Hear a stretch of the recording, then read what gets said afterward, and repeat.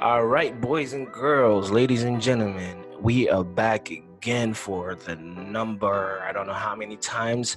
It's the Center Street Boys. Yay! I want claps. Number 3, baby. Number 3. Let's go.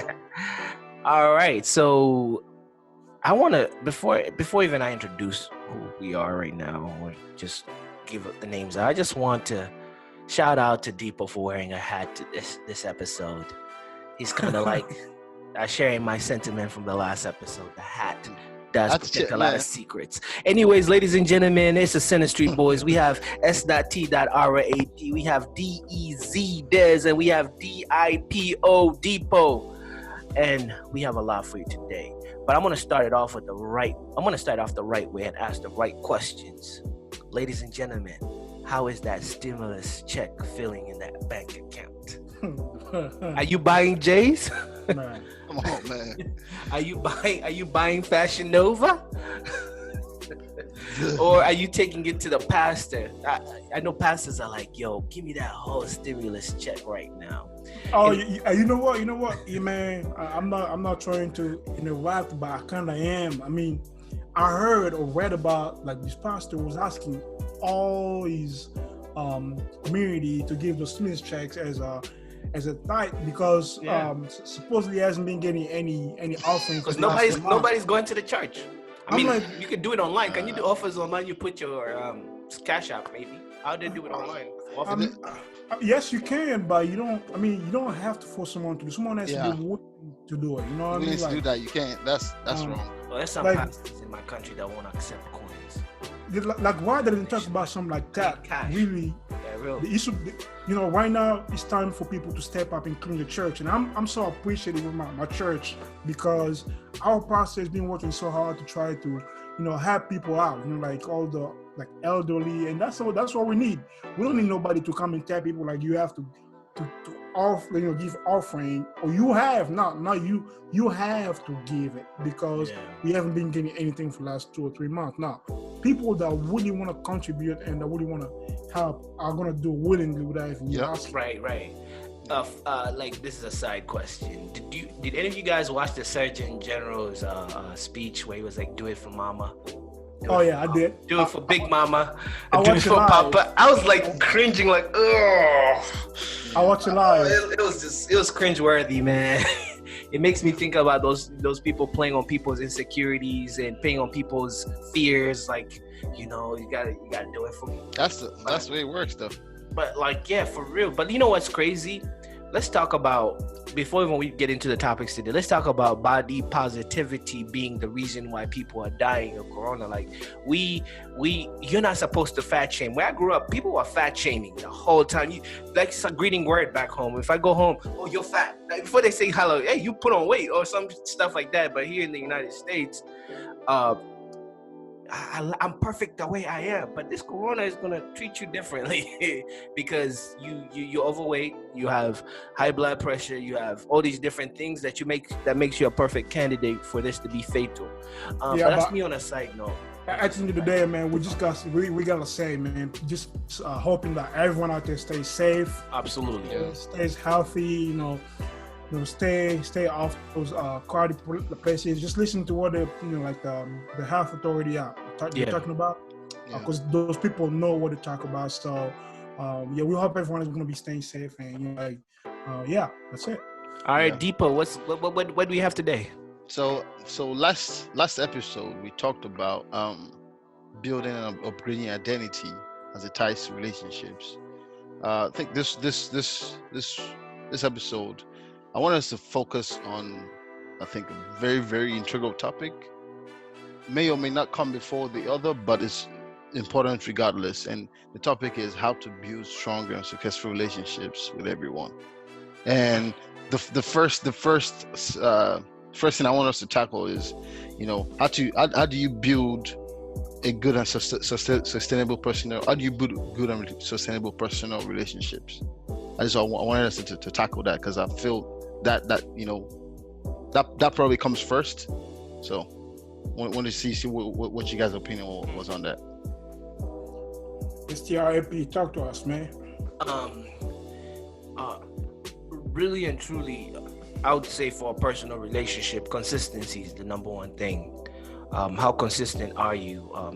It's unfortunate, but it's also fortunate that we as human beings are conditioned, and we easily get conditioned. So if you want to be my business partner, but today you're even kill, and then tomorrow you're very productive, it kind of like it puts brakes onto how much I would want to venture with you. Personal, same thing as if I was single and I was talking to a female, and then I hit her with the good morning beautifuls for a month, and then after she gives me what I want, that stops. So that personal relationship ends right there and then, because I have conditioned this person to receive this level of attention, and I just pulled the plug. So I think consistency, knowing that, okay, I have to be consistent if I really want to make this personal relationship last. Let it be business, let it be platonic, let it be love, or love relationship, let it be brotherhood, let it be sisterhood, let it be family wise. I believe consistency is key. Yeah. I mean, I'm with you on that. I agree because, people, how we talked about the last episode, people will start something and not finish it. Yeah. And usually it has to do with like them lacking consistency. Yeah. You have to start something and stick with it and see where it takes you. And that's the same thing with relationships, right? Relationships are built over time. I think I said this in one of our past episodes. I said it takes time to build relationships. Because it takes so much time to build really good relationships, you have to be consistent with it, stick with it. And it's nice because we did talk about our, building our personal identity, knowing who we actually are, like the type of person we aspire to be, before we can go out and start building a relationship with others. And to be able to build those good, those sustainable, strong relationship with others, when we already know who we are, and then we can go and be genuine. Like you genuine means like you basically, like, you're not faking it. Let's be honest. You're not faking it, because people tend to fake a lot. So when you go talk to someone, you faking it. You're not showing them who you truly are. But the moment they find out, like, the whole relationship you had is going to crumble, and guess what? You've lost everything at the end of the day. Right. Yeah. You have to be genuine. Like, you have to show who you truly are based on the type of personal identity that you've gotten to build over time. Yeah. So you have to show who you are to people, and Strap just said, like stay consistent, and at the same time also, as you're building those relationships, you have to get to know who, like, what is the identity. I know what my identity is, but what is the identity? That can we mesh? Like, do both identities mesh? Like, are we do they complement each other? So you have to get to know all these things. And there's a lot more to it than the three things that I said, but it's like part of it to be able to build some really good relationship with people. And for me, I always say time is key to everything. You have to take the time, be consistent, and keep going, and then make sure you actually stick with it. Yeah. That was great. I think what you guys said kind of ties into, to what I was gonna say. I think for me, you mentioned, both of you mentioned one keyword is consistency. When I think about sustainable personal relationships, I think about the word sustainability, and there's two things that come to mind: consistency and maintenance. Now we've spoken on consistency, which means, are you true every day in, day out? Are you who you say you are, or are you putting up a front? Now, I know both of you have talked about that, but I wanted to focus on maintenance. Maintenance meaning, even if you're yourself, do you stay at a specific threshold? Do you get better, or do you lapse? I feel like for a relationship to be sustainable, I think bringing marriages into it is a good. I think it's probably one of the best examples you could give for building sustainable relationships.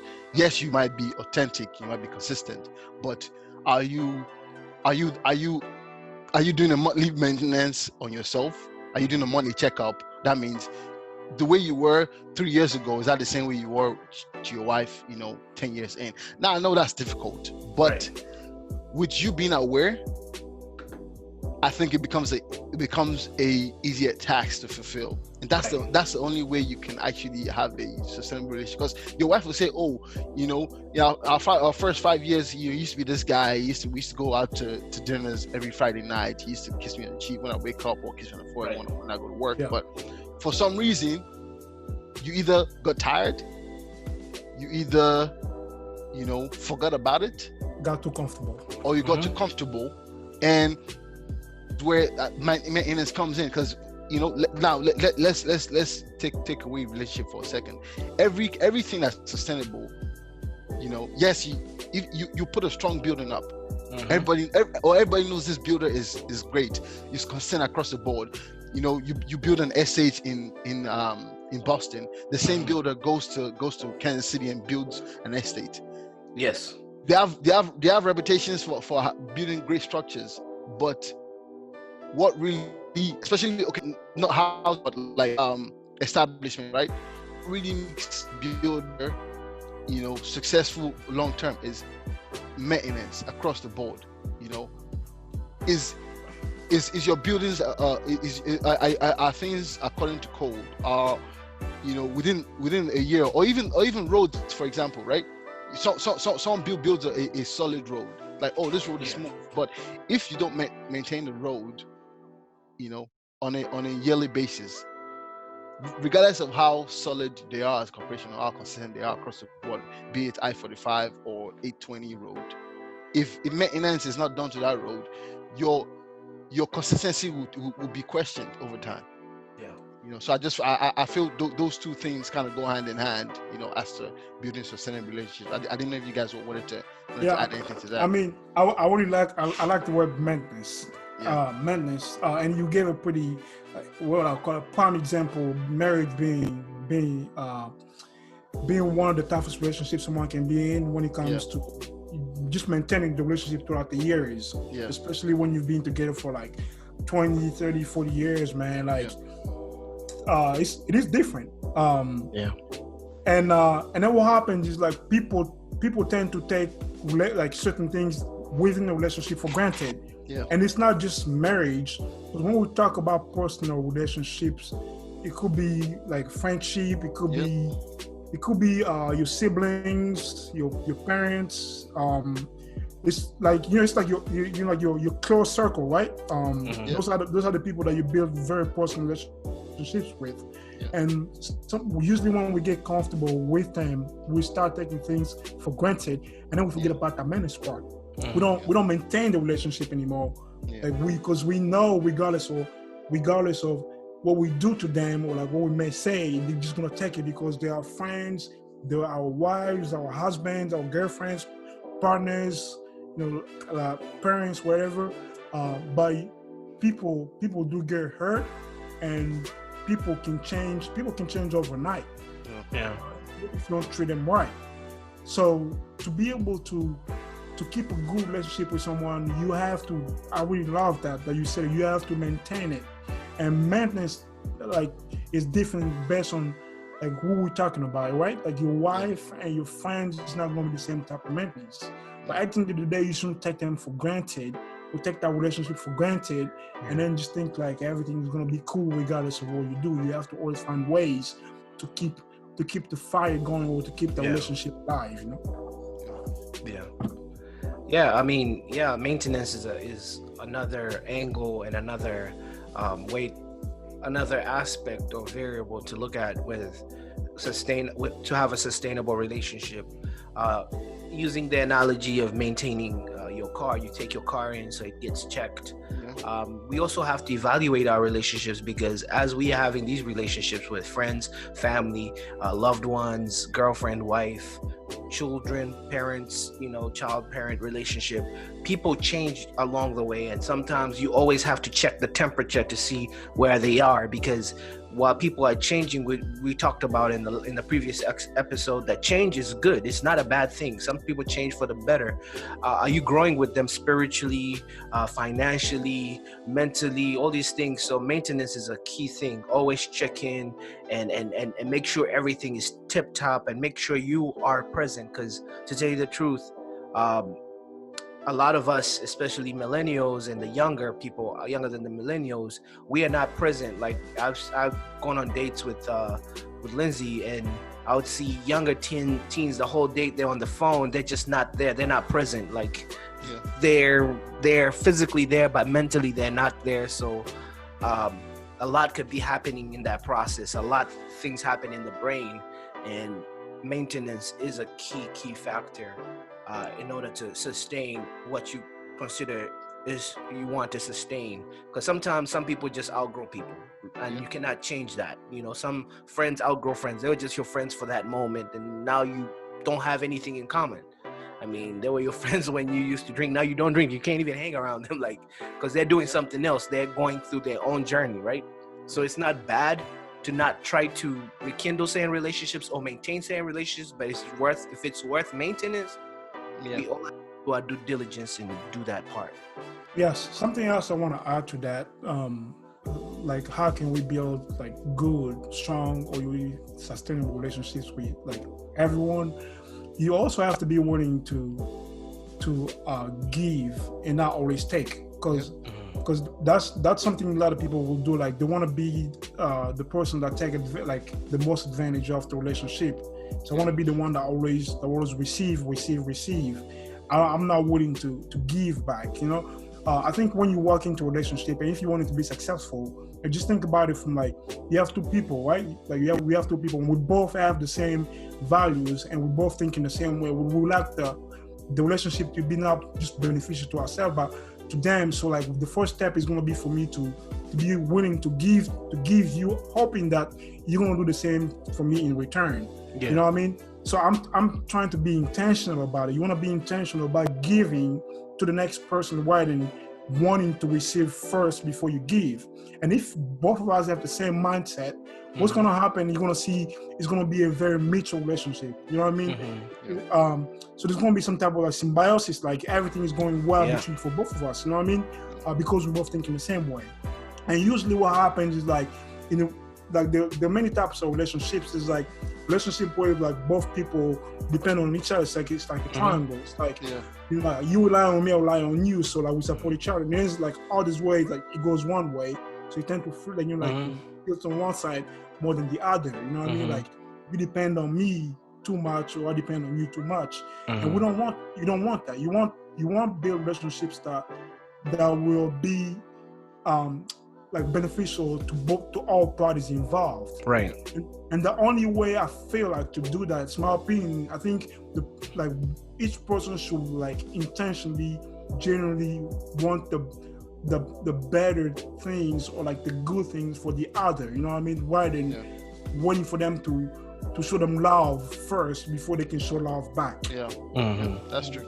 It is hard to do, but I think if all parties involved have that type of mindset, it's going to be easier for everyone to be successful. Yeah, you have to be very selfless. Yes. Yes. That's a took me back to was it freshman year, sophomore year? It has to be intrinsic. It should be an intrinsic process, not extrinsic. That means it should come from within, not that you're only reacting based on the love that's shown to you from someone else. But that I think that those are great ideas you guys found up. But I wanted to get your thought process on this. What do you guys think about building a successful work relationship? Or do you even think is it even needed, or do you just you feel like work or your career is just on one side and then your life is more important? What's your thought process on that? I mean, life in general is based on networking and relationship. If you want to step up the ladder, especially in the workforce, you definitely need to have the connections for those type of situations. So Relationships, relationships are a big thing, and how you nurture those relationships, how you maintain those relationships, how consistent you are with those relationships does really eventually lead to how you ascend throughout your work. Going back to your initial question of, did you ask me how to maintain the work relationship, No, or how to build, I how guess, to build build? successful. Yeah. Personally, things that have worked for me is being humble first. Humble yourself and listen more. People tend to not be as threatened when you are quiet and you're listening. People are not alerted by your presence when you're a listener. And always, before I say something, take a deep breath, think about what I have to say, and then say it. That has helped me personally create relationships and get work done faster, because I know, and I don't know about some people's workplaces, but I know most people's workplaces, I know some people just are self-employed and they answer to only themselves, and they don't have to, the only relationship is them and the customer, right? But people that work in a corporation where there are different departments, different units, so I make sure that I'm friends with everyone in every department. If I have an issue or any ticket, anything I want to do, I'm not having to go through the ticket system. I'd rather call up my friend and say, hey, can you check this out for me? So I'm working more efficiently, and they could do the same in my department, where if they needed something, they don't have to go through the formal, write an email and whatever and go through our ticket system, and you'll be bottom pile of what I have to, troubleshoot. They can just straight away just IM me, send me an IM, and I'll just give them direct answer, and they work good and it works good. So how I built those relationships is knowing that I need everyone. No person is an island. Especially teamwork is a key thing. It's a very key thing. So learning the power of teamwork, and also learning that these are the people I need to be around. These are the people I need to surround myself in order to receive either mentoring or getting stuff done. So that's it for me. Yeah, that's a good question. That's a good question on the topic of relationships. But before I get to that point, before I answer your question, I'm going to take you back a little bit and tell you why I think what I'm about to say is important. So basically, when it comes to work, I think in order to build successful, or how you want to call it, like good relationships at work, relationships that will take you, like up the ladder, you have to first love what you do, rather than do something because you have to, because you're trying to survive, because you're trying to make ends meet. So here's why. If you love going to work, whether you work for a corporation or like you're self-employed, you work at a grocery shop, store somewhere, like if you love like going to work and you're happy going to work, it's gonna be easier for you to be willing to build great relationship with others and to be willing to put yourself in a position to succeed. So like, to me, I feel like the first thing first, you have to find something that you love to do rather than something you have to do. So once you find out something that makes you happy, then because you're going to be 100%, you're going to be 100% basically involved. You're going to put yourself, you're going to be so focused, and you're going to be so, what's the word? It's not involved, but you're going to be so into ownership. That ownership. You take ownership. Well, you're going to own it. You're going to own it, and you're going to care. You know what I mean? You could be working for somebody else. You could be working for a company that's not yours. But if you love it and you own it and you care, you're going to be successful. And it's going to be easy for you to be able to build those relationships with others. But, like we said, people go through different stages in life, and you may not be where you want to be yet at this point. So you may be working at the grocery store because you're a college student. Yeah. Waiting to graduate and do whatever like your passion is. So you're not there yet. However, you still want to be able to build those successful relationship at a grocery store. You want to be successful, but you want to be maybe like get promoted.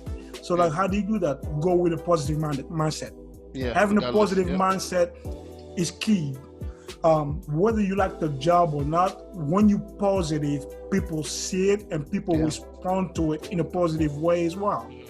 It's just like I always say, like if I'm like I'm in a position where I can be like I'm a lead in my team, or what you call a supervisor, and if you're a manager or like anything where you have to be a leader of men, people will respond to you in a positive way if you also sending out positive vibes. So this means like you have people that work for you that come into work and do something, and you tell them like great work. You tell them like they're doing great, and just feeling like whatever they like anything that they're doing at work is being like noticed, is being acknowledged by the bosses, and they're responding to it like in a positive way.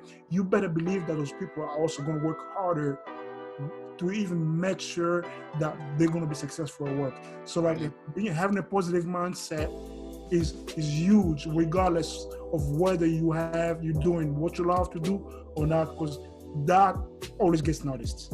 Yeah, it's crazy the examples you guys gave, but as you guys were talking, it took me back to ESU. Two huge examples. I think you guys were part of Strap more on one side than the other, and two of them was working as an international ambassador. I think Strap was mainly that one, and then being a president for our soccer club, and talking about building successful work relationships. It all came back to, I think for me, it was two things that was the biggest things: being positive. Always being positive, like that said, being humble, regardless of the position you had. And I think those one more thing that came to mind. I think it was serving. As a leader, are you serving or are you bossing? That's a good point.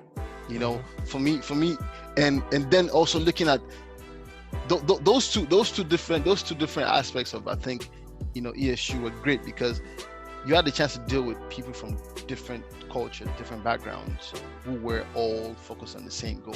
It was the same goal. It's like, okay, for being an international ambassador, we all wanted to make sure that international students like us from different countries of the world came into ESU and had a smooth transition from where they came to where they are now, and then all through journeys, and realize that even though obviously we might not talk to each and every one of the ambassadors that we work with, but we still have high respect for most of them. And it's like, okay, might talk to that person once every 6 months or once a year, or maybe not even that much, but you still think about them. He's like, man, I respect that guy. Those were some memorable moments. The same thing for me was I think the biggest thing for me, running the soccer club was knowing how to build successful relationships, but also knowing how to decipher how to treat one person compared to the other. Yeah. Is and there's even on our off-campus team, but you realize that the same way you treated African players or Nigerians or the Monashes of this world or what's it called, or the Tonys of this world, or the Munyas of this world. That's not the same way you treat the Mohammeds of this world, or it's not also the same way you treat the Peters, the Mexican guy. So, and then you transition into workforce. You realize that you have to be, I think, selfless. You have to be humble. You have to be able to listen. I think to be able to even have a successful work relationship. Because to be honest, I feel even when I go in for when I used to go in for interviews, my most genuine scenario examples came from these two aspects of my life so far. It's like, okay, in all honesty, not that I'm just trying to answer a question, but genuinely, these are the things that I feel have propelled me to be able to strive in the workforce, or to even build a successful work relationship, because these experiences I've had. And then you realize that those things, even though yes, you might not be getting paid, or you are getting paid less or whatever, but those things then transition and give you a better understanding on, okay, this person is a nerd, this person, is different, is thinking in a business mindset, but we're on the same team. We need to coexist. We need to find a way to gel, because there you go. You can't have 5 Dipos on the same team. That doesn't make any sense. And you can't have there's an Asian on the team. His background, makes him think it's a separate way than a white guy or a lady. Different backgrounds, different genders, different ethnicities, makes the workforce. It's a fun environment if you take the time to acknowledge that, okay, these things are here, and then I feel your past experiences also probably propel you into viewing how to build a successful work relationship going forward. So yes sir. Yep. That's a good take. That was a good take on that. Yeah. And then I wanted us to touch on this sentence, and it could be in work. I think it's both ways, regardless of where you are. But the phrase, the way you dress is the way you are dressed. What's your thought process on that? I mean, I definitely see the sense in that sentence, if that makes any sense. I mean, I understand it. Appearance is a very key thing. Unfortunately, we live in a world that they will judge you as soon as you walk into the door. Yeah. And if they're gonna judge you, why not make that judgment a little bit, favor you? Let that judgment favor you on the good, positive side. So, if you're walking into an interview with sweatpants on, and just looking like you just rolled out of bed, people are gonna judge you. I mean, they're gonna look at your character. They'll say, okay, this guy is not serious about this. Rather than, how prejudice certain situations will judge you when you walk into a court office and you're not wearing a suit and tie, going to see a lawyer, and that may favor you not to, get the sentence, because you're presenting yourself like like you're, a good standing citizen or something like that. It's bad, but that's how we are as human beings. We go off face value, and why not use that face value to your advantage? So always present yourself good. Secondly, it's not only just clothes. It could also be body language. If I'm next to someone and they aren't we're having a serious conversation, but every time you're looking at your watch, you're looking at your phone, it somewhat, you saying things you're doing things that are talking to me without you even saying anything. It shows that you don't respect my time.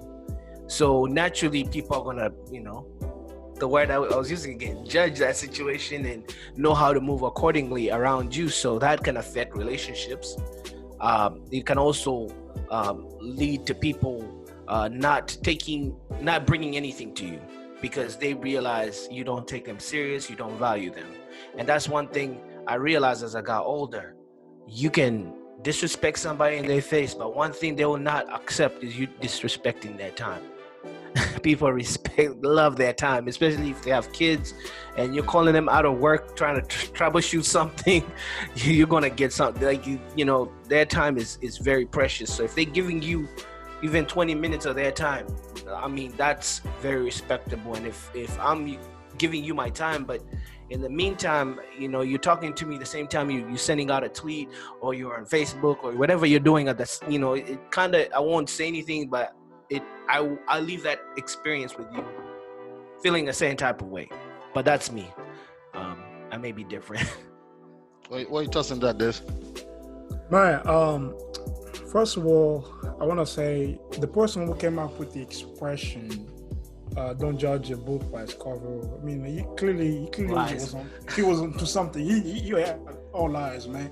He was saying it because he knew how hard it is for people to actually not do it, because it's like Strap just said. That's the world we live in. People get judged by we get judged by how we look, like our appearances, and he talked about clothes, he talked about body language, and I'm gonna take it one step further and talk about even the way you look. Like the way you look, it could be like something about like your race or like your gender. I mean, it is. Let's be honest, it is the world we live in, and I know it's tough to hide from that, because that's something that happens on a daily basis. I may not be going through that, but I'm sure like a lot of people out there are going through that, and sometimes you do go through that, and you're not even sure that you are actually going through that. Right. So it is tough that the world has come down to that, but it's just one of those things that you can't really avoid it. Like where there's good, there's always going to be bad. So that's why it's like we just like we said, it's about building that positivity within yourself. Yeah. If you are a very positive person and you wanna just be out there like sharing positive vibes, and it's okay, I'm not gonna say you're not gonna let like negativity around you bother you, but it's more like it's gonna be easier for you to control your emotions and how you react to how people treat you based on what you look like, or like whether it's clothes or whether it's your race or your gender. Right. But at the same time, like if we look at it from like in the workforce, like work standpoint, there's an expression that says you have to dress for the work you want or the job you want. Yeah. The job, yeah. And not what you have right now. And it's even I've done it. Like I think we all do it. Yeah. Most people are very conscious about that. Like you go to work. I know Strap talked about maybe or Dipo that talked about in our previous one of our past episode that like some people want to go to work wearing pajamas, wearing sweatpants, because that makes them comfortable. Yeah. But guess what? You're still gonna wear that tie. You're gonna wear that suit and tie, because that's what might get you your next job. We may be part of the equation. So in Uganda, they used to call the suit and tie the monkey suit, because they just so that's when you're cooning, like you just try to please people. So it's funny because even out there, like say you go to like a nice clothing store, you go to like a nice like a Louis Vuitton or anything, you walk in and you go wearing sweatpants. You think they're gonna treat you the same way as the next guy who's walking in with a nice suit and nice tie and leather shoes? But you may have more than them. Yeah. You may have more money than them. You may be willing to. You may have the means to buy that Louis Vuitton bag than them. But they're gonna look at them and say like, assume, because people assume a lot. Yeah. People don't judge you and assume based on what you look like. We can't avoid it. So I think we can't avoid it. It is there, and it's always going to be there. Like there's no way someone's going to tell me that like we're going to get to a point in life where people are not judged based on what they look like. It's more about like how do you respond to it. So like this is the only thing you can control. Right? I can't control how people like look at me, but I can control how I respond to them, or like I can control my own emotions, my own feelings. So you have to look at it like kind of like a reverse angle. Don't look at it as, are they looking at me funny because I'm dressed like this? More like, how am I responding to the way they look at me? What is positive, negative? Just control what you can, right? Yeah. Those are great points. I was gonna play devil's advocate a bit, but I kind of feel like, to the point of having the income and then wanting to dress down, I feel like people only feel confident to do those things. Des mentioned when you go to a Louis Vuitton store and you have sweatpants. Most times when you go to the mall, it's like, and you look at the way you dress, it's like, man, I don't feel comfortable going to the store because you already know how people are gonna look at you. But then again, if you have the money, you kind of play, okay, I'm confident within myself. I know I can buy whatever I want in this store. So you take it however you want. Right. It's up to you to decide. You stand to lose a business just by how you treat me. Right. And this happens a lot. I know there's touched on it, but minority communities. You see a guy, you know, I mean, unfortunately, it happens a lot. You see a Mexican or a brown skinned person or African American person walking around, but you don't give him the respect he deserves right out the bat till he mentions something of value. Oh, I'm an actor. Oh, I'm in IT. It's like, and then it's like, oh, okay, that makes sense. But you see a white guy walking around with nothing, basically in the same, you know, with them standing next to each other, they look the same, but you don't question his integrity. You let him tell you who he is rather than you judging him before they actually. So it's basically what you're saying, Dipo, is like we have these labels that society has put on us until we prove them wrong. It's like until you say something or they see something in you, like they're always gonna assume based on these labels that we have, you know, like quote unquote. There's a psych term for that thought process, and it's called implicit bias. It's a bias that people have and they don't know that they have it.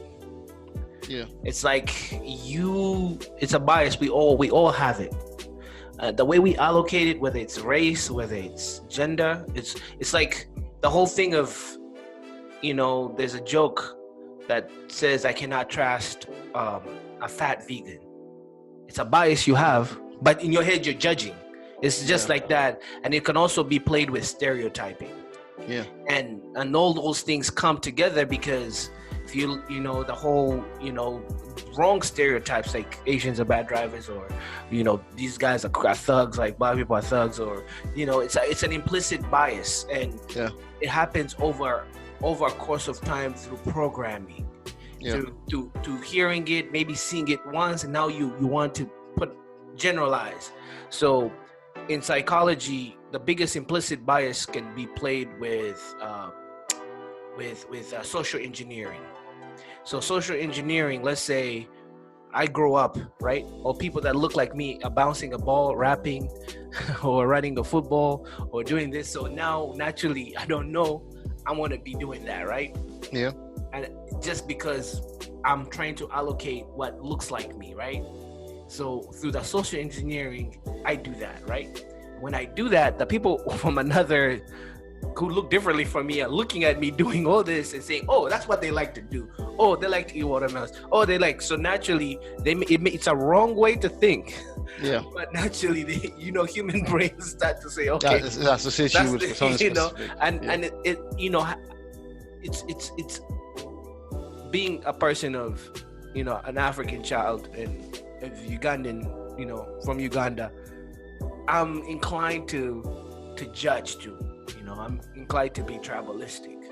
I'm inclined to look at politics as, you know, kind of like a family thing. You know, my son, you know, they treat it like it's, and I don't want to talk about Ugandan politics too much, but just the whole thing of it's not politics, it's more like kingdoms, or, you know. So now that I've been programmed by these ideas, you know, I can understand coming into the United States knowing that if I grew up being tribalistic, where my mom's like, you can't be with that tribe, you can't be with this clan, you can't be with this, our tribe, we used to beef back in the day, or they taking all the government.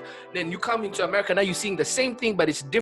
It's race, now it's gender, now it's this, now it's that, now it's religion, now it's this. You got, you know, and then you're like, it's the same exact thing. We all have all these preconceived. We are all prejudiced. We are not all racist, but we are all prejudiced. Yeah. Also, to some degree. Yeah. So that can also be played with appearance. So naturally, you're fighting. So naturally, when you're walking into a job interview, you're trying to dispel their prejudice when you speak. Yeah. So before then you speak, why not let your presence dispel their prejudice by dressing accordingly, right? Yeah. Even though it could, to some people, it's like, but you're not being yourself. But what's being myself? You don't know me. Like, what if I like to dress up? You know, like some people will tell you, man, you're not African enough, or you don't even know your language, or you're not black enough. You know, everyone will tell you who you should be. because that's how they've been programmed to receive it. Like, man, you like rock and roll and you black, or you like country, you weird. You know, it's just this conditioning that we all have implicit biases, we all have prejudice, and what I would say, it's unfair, but you have to fight your prejudice. Know how you look like. If you're Arabic, relax at the airport. Don't go crazy. Don't be talking wild, because people are gonna. We've been conditioned to have these prejudices because what they're showing on the news. So naturally, even if you're a good person and you always see everybody as we're all equal, in certain situations, you start to be like, man, now I'm nervous because this is happening. Or, you know, like there's a joke, I don't even want to say it because it's a horrible joke, saying, choose one. Having your pilot be, it's a horrible race joke. And it's like having a lady do a heart surgery on you, or having this dude fly your plane. It's just bad. And I'm like, I think about it. I mean, I feel like it's a horrible joke. It's not even funny because it's playing on people's insecurities, people's fears, people's preconceived ideas. And I'm like, you know what? I can see the humor in it, but it's not funny. It's not funny because if I let it be funny, then I'm allowing, or I'm proving that I have that same prejudice. Yep. Sorry.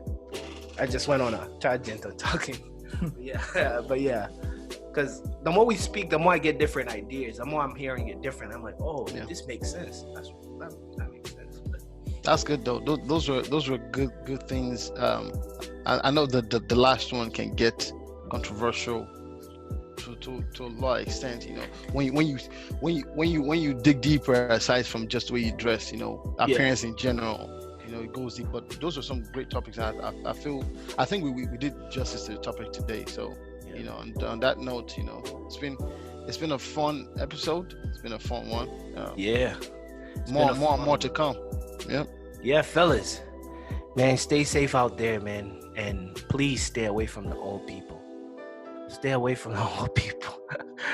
This corona thing. I can't even see my grandma now. I mean, it's not just the old people, man. It's like everyone. Stay away from everyone. Yeah, just everyone can get it. Social distance. It's like the elderly are the most vulnerable, but everyone can get it, so everyone should stay safe and keep practicing like social distancing. Like for real, like it's no joke. People are dying, so be safe out there, and you know, like be good, man. Yeah. Yes, sir. Y'all have a good one. One love, peace and love. Peace, man. On to the next one. Till the next one.